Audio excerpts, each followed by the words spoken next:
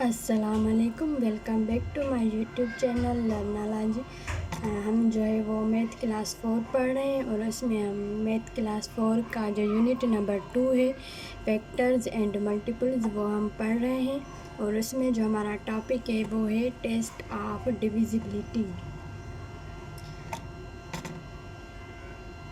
Test of divisibility of 2 का concept मैंने आपको सारा समझाया था। अब आज है हमारे पास टेस्ट ऑफ डिविजिबिलिटी ऑफ 3। अब हमें डिविजिबिलिटी ऑफ 3 का जो कॉन्सेप्ट है वो पढ़ना है, इसके रूल्स पढ़ने। तो इसमें हमारे पास जो डेफिनेशन है वो है the sum of digits of number is divisible by 3। अगर हमारे पास कोई भी नंबर्स होते हैं, नंबर्स के डिजिट्स होते हैं, तो हमें क्या करना है कि हमें पहले उसका सम निकालना है।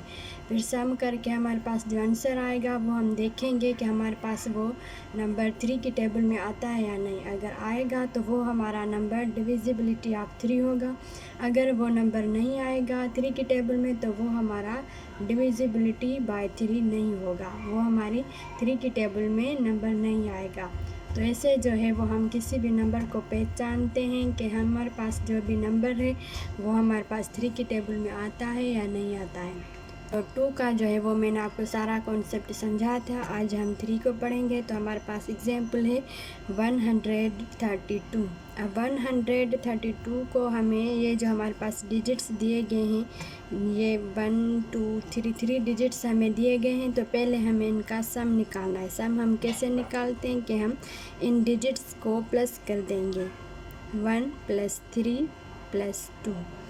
इनको हम आपस में प्लस कर देंगे। 3 + 1 हमारे पास 4 होता है, 4 + 2 हमारे पास 6 होता है। तो हमारे पास जो आंसर आया वो आया 6। तो 6 हमारे पास 3 की टेबल में आता है या नहीं आता है? जी बिल्कुल आता है। 3 हमारे पास 2 × 6 होता है। तो 3 की टेबल में हमारे पास जो 6 है वो 2 टाइम्स आता है। तो 3 × 2 = 6 हमारे पास आंसर आ गया। तो ये नंबर हमारे पास डिविजिबिलिटी ऑफ 3 है। यह नंबर हमारे पास 3 की टेबल में आता है। कोई भी हमें नंबर दिया गया, चाहे वो 2 नंबर हो, 3 नंबर हो, 4 नंबर हो, 5 नंबर हो, हमें उनका पहले सम निकालना है। इस डेफिनेशन के हिसाब से पहले हम उन सब डिजिट्स का सम निकालेंगे। फिर अगर हमारे पास जो भी आंसर आएगा सम निकालने के बाद वो नंबर हम देखेंगे कि वो हमारे पास 3 की टेबल में आता है या नहीं आता है। अगर 3 की टेबल में आएगा तो वो हमारे पास डिविजिबिलिटी ऑफ 3 होगा। अगर वो 3 की टेबल में नहीं होगा तो वो हमारे पास डिविजिबिलिटी बाय 3 नहीं होगा। क्योंकि अगर हमारे पास कोई भी गिवन नंबर है उसको पहले हम डिवाइड करते हैं, डिवीज़न करके हम जो है उसको देखते हैं कि वो हमारे पास जो है वो नंबर 3 की टेबल में आता है या नहीं आता है। ये हमारे पास एक इजी ट्रिक है, एक इजी मेथड है जिसके ज़रिए हम नंबर को, कोई भी नंबर हो उसको पहचान लेंगे कि ये नंबर हमारे पास 3 की टेबल में आता है या नहीं आता है। तो होप कि आपको डिविजिबिलिटी ऑफ 3 का कॉन्सेप्ट अच्छे से समझ में आ गया होगा। अगर आपको कुछ भी समझ में ना आया तो आप मुझसे कमेंट बॉक्स में पूछ सकते हैं। एग्जाम्पल 2 है हमारे पास 36। अब 3 जो है इसको हम प्लस करेंगे 6 के साथ। पहले इनका सम निकालेंगे। 3 + 6 हमारे पास कितना नंबर आता है? 3 + 6 हमारे पास 9 होता है। और 9 भी हमारे पास 3 की टेबल में आता है। 3 टाइम्स हमारे पास 9 आता है। 3 को जब हम 3 से मल्टीप्लाई करेंगे तो हमारे पास आंसर 9 आएगा। तो ये नंबर जो है वो भी हमारे पास है, ये भी हमारे पास डिविजिबिलिटी ऑफ 3 है। अब है हमारे पास 453। तो इसको भी पहले सम करेंगे, 4 + 5 + 3। अब 5 + 3 हमारे पास 8 होता है। 8 + 4 हमारे पास 12 होता है। तो 12 भी हमारे पास जो नंबर है वो 3 की टेबल में आता है। 3 4 टाइम्स 12 होता है। तो ये भी नंबर हमारे पास 3 की टेबल में आता है।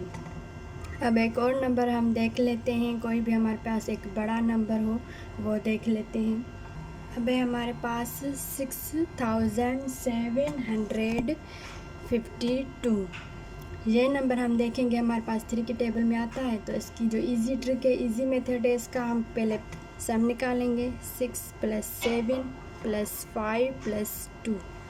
5 + 2 हमारे पास 7 होता है। 7 + 7 14 और 14 + 6 हमारे पास 20 नंबर आता है। तो यहाँ पे देखें ये 20 हमारे पास 3 की टेबल में आता है या नहीं आता है? 20 हमारे पास 3 की टेबल में नहीं आता है, 21 आता है, तो ये नंबर हमारे पास 3 की टेबल में नहीं आता है।